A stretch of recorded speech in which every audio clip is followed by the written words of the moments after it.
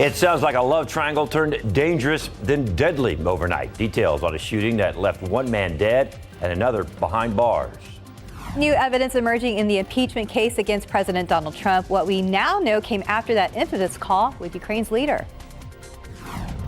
And if you're doing some traveling next couple days, we've got the latest travel forecast for you coming up. Live from KSAT12, the news at noon starts right now.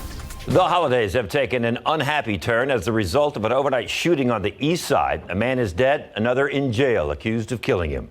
San Antonio police say the violence happened at an apartment in the 2700 block of East Commerce. Our Katrina Weber spoke with one person there who says a woman was at the center of the dispute. An entire block is off limits as police zero in on one apartment. It's where they found a 32-year-old man around 3 this morning, dead from several gunshot wounds. Police say he had gotten into a disagreement with another man, then things escalated. Both were here in the 2700 block of East Commerce to visit a woman. I hate that this happened the way it did. This woman, who wanted to hide her identity, says her daughter lives here and witnessed the shooting. She described the man who was killed as her daughter's ex. My daughter was in the process of her and the victim leaving each other. They had been off and on for about maybe 5 to 6 years already. She says her daughter had gone out last night with a friend, and soon after they got home, the trouble began. She says the ex showed up uninvited. The only thing is that we don't know how he got in. We don't know if she let him in. Hey, I'm here with somebody, you gotta go. And things escalated from there. The friend, she says, is the one who fired the shots. Police quickly arrested a man in his early 20s a few miles away. At the scene, detectives were hesitant to talk about it. They're still investigating. One of the best accounts of what happened here could come from surveillance video. That woman told us her daughter had cameras all around her apartment. Initially, anyway, it appears as though detectives were relying on what people saw. They questioned any and everyone who may have known anything. They also turned to the one who they believe does know something, the suspect, for more information. Katrina Weber, KSAT 12 News.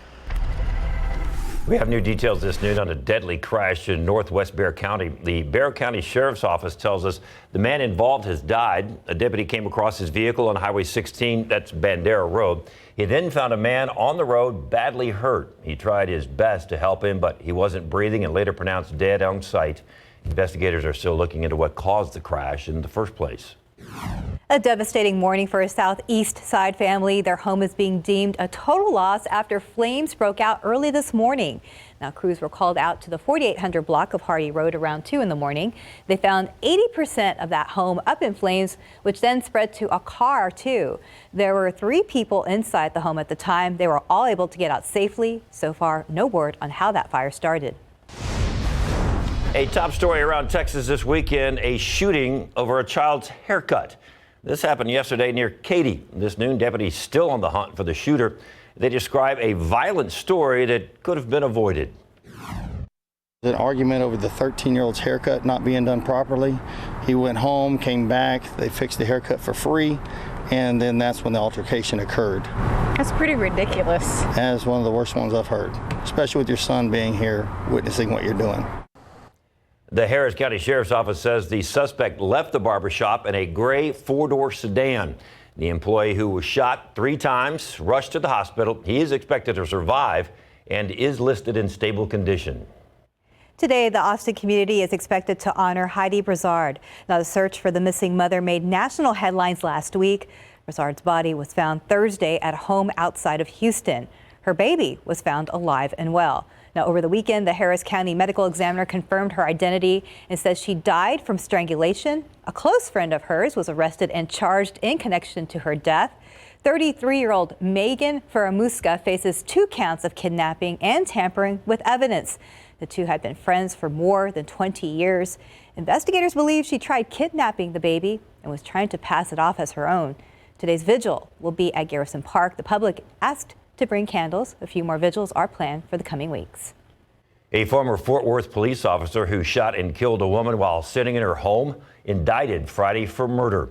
Officer Aaron Dean responded to a welfare call on October 12th and shot 28-year-old Atiana Jefferson through a window from the backyard. She was playing video games with her nephew. Her family is relieved to hear about the indictment, but they question whether justice will be served. We do understand that that day in court has a lot of battles and challenges that we will still have to face, so we're still trying to embrace what's next. He murdered my baby and my mom. She wasn't doing anything, and she didn't do anything wrong. She didn't do anything wrong. The day of the shooting, Fort Worth police said Officer Aaron Dean had perceived a threat. He resigned from the department and was arrested. The Fort Worth Police Department said in a statement Friday that it respects the grand jury's decision. They said they will continue to cooperate with the district attorney's office. To Washington now, and the latest in the impeachment inquiry. A new released batch of White House emails shows what came after the infamous phone call between President Donald Trump and the president of Ukraine. The new revelation adding to the battle over whether new witnesses should testify in the president's Senate trial. Here's ABC's Inez de la Cotera. While the president continues to rail against impeachment. You know what? So unfair. It's so unfair. Newly released documents show aid to Ukraine was put on hold just 90 minutes after that infamous phone call between President Trump and the president of Ukraine. The Trump administration has yet to produce a single document subpoenaed by Congress during its impeachment inquiry, but these 146 pages of emails were obtained by the Center for Public Integrity as part of a Freedom of Information Act request. They show Michael Duffy, a senior official with the Office of Budget Management, emailing the Pentagon to please hold off on that funding to Ukraine and requesting they keep it quiet given the sensitive nature of the request. Democrats say it's further evidence the president may have violated the Congressional Impoundment Act, as the House alleges in its articles of impeachment.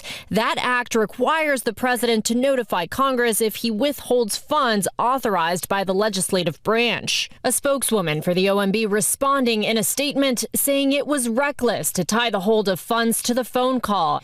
Democrats argue it's all the more reason the Senate must hear from witnesses as part of the president's trial. If there was ever an argument that we need Mr. Duffy to come testify, this is that information. This email is explosive. But Senate Majority Leader Mitch McConnell has already rejected that request, a move contributing to House Speaker Nancy Pelosi's decision to withhold articles of impeachment from the Senate until she knows what the trial will look like. Here's McConnell on Fox News this morning. You know, I'm not anxious to have this trial, so if she wants to hold on to the papers, go right ahead.